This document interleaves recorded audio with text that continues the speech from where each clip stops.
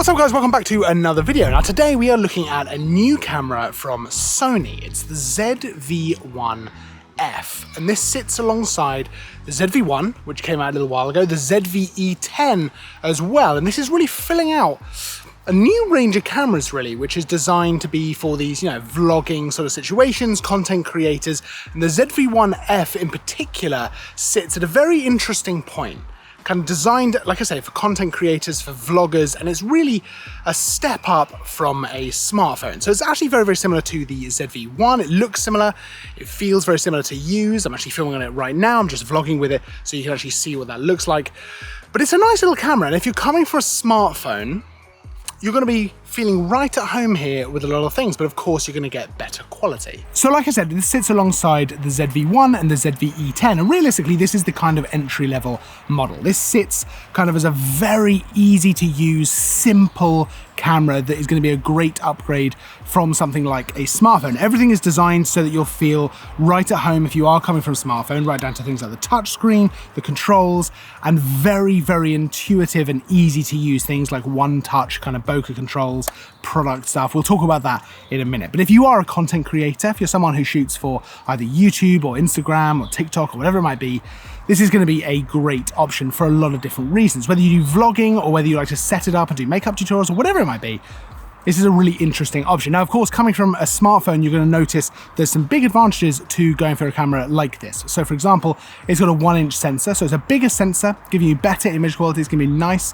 sharp, detailed images. So in terms of image quality, I'm shooting right now at 4K, 25 frames a second, 4208 8-bit. That's perfect for the kind of content you'd want to shoot with this camera, right? It's nice, detailed, sharp image quality. You could color grade a little bit if you want to, but I think probably the point of this is that you don't need to do that kind of stuff. There's picture profiles, there's creative looks in the camera, so you can get some slightly different looks if you want to. So again, the whole idea is you probably wouldn't need to do that much in post-processing. When you come to edit stuff, it's all realistically doable in camera. Now, I'm obviously just walking, I'm just holding the camera, and you can probably see the image stabilization is working, I think, extremely well, right? I'm not really taking any precautions to walk kind of smoothly. I'm looking around because I don't want to walk into any trees or anything like that, but I'm not taking any precautions to walk smoothly, and I can feel the camera shaking in my hand, right, as I walk. This ground is not particularly even, but I think that the image stabilization is doing a really, really good job. Now, I've got it on the active mode, so it kind of gives it a bit of a boost, which I think is great for vlogging like this. And it just means that similar to your smartphone, you are going to be able to just vlog around and all that kind of stuff. 20mm, which is what this fixed lens is at. Also just allow, the wider you shoot, the easier it is to kind of have a little bit more stable. So that helps probably a little bit as well, but I'm really loving the look of this. You do have a 1.5 times zoom on here with a little zoom lever, so it's nice and easy to zoom in if you want to. But essentially you are going to be shooting nice and wide, much like shooting on a mobile phone. So you're gonna be right at home here. Now, in terms of autofocus as well, this is a Sony, so no surprise, it's really, really good. I can see myself obviously in the screen, the flip out screen, where I can see myself. I can see the red square around the screen as well, to let me know that I am recording. There's a square around my head in general, which has kind of set the area for the autofocus, and then there's just a little square around my eye which is tracking it all the time. Now, I'm deliberately walking in this particular area because there's a bit of kind of contrast, right? Light, very dark under my eyes. I've got this cap on because I wanted to see if that would affect it at all.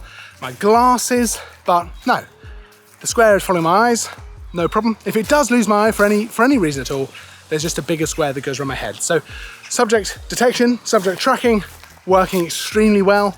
And again, that's exactly what you would want. Now, as I walk around, I can press this little button on the top of the camera to actually change the bokeh mode. So there we go, it's now gone on to the clear setting, so you can see more of my background. It's a little bit easier to kind of see. And then if I press that again, hopefully it should go back to defocus and have a little bit more of a blurred background. It's that easy, it's one button on the top of the camera.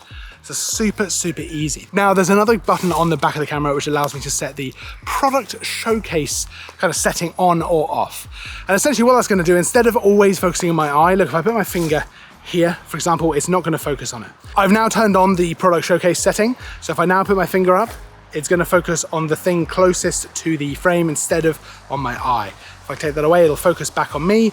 But you know, if you wanted to show something off, if you're doing that kind of content creation where you are actually showing things like that to the camera, that's a useful thing to have, and it's one press of the button again. In terms of actually the look of it as well, when you're filming with it like this, if I just hit record, you can see you've got a nice red square around the frame. You've got the tally light here as well. So it's super easy to know that you are definitely recording. Seems like a small thing, but you know, I'm shooting on the A7 III right now.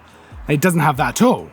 And I have found out the hard way that this is very, very useful. Now, of course, we've also got the 3-capsule microphone on the top, and we've got the dead cat on it here so that it keeps the wind noise out, because it is a little bit windy today. So that's an interesting one to kind of test out. But otherwise, you know, you've got this flip out vari-angle screen, super easy to use. You'd probably expect that on a camera like this, but you know, nice, easy touchscreen controls. You can control the camera from the touchscreen really easily. So if you do have it set up like this, you don't have to do what I often do, which is have to run around the camera to do the settings and come back. You can do everything just by dialing it into the screen. So really easy. Everything about this camera is just designed to be as easy as possible, which I really appreciate. I think that's exactly what this camera needed to be. It's just simple, straightforward. You're getting good quality stuff, and that's it. You don't have to think too much about loads of different settings.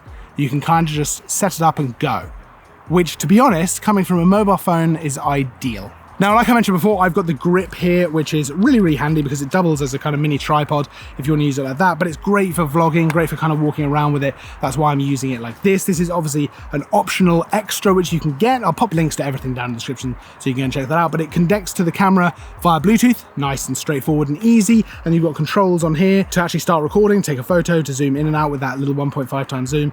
And it's just a very easy thing to control the camera with if you want to do it that way. It's a nice accessory to have. Of course, it's not essential. You could just literally just hold the camera like so. But I like this grip. I liked it on the ZV-1, I liked it on the ZV-E10, and I like it here. Now, of course, full links to all of this stuff down in the description, so you can check that out for yourself. Don't forget to like and subscribe as well, because there's new content all the time. I'll see you in the next video, but until then, as always, thanks for watching.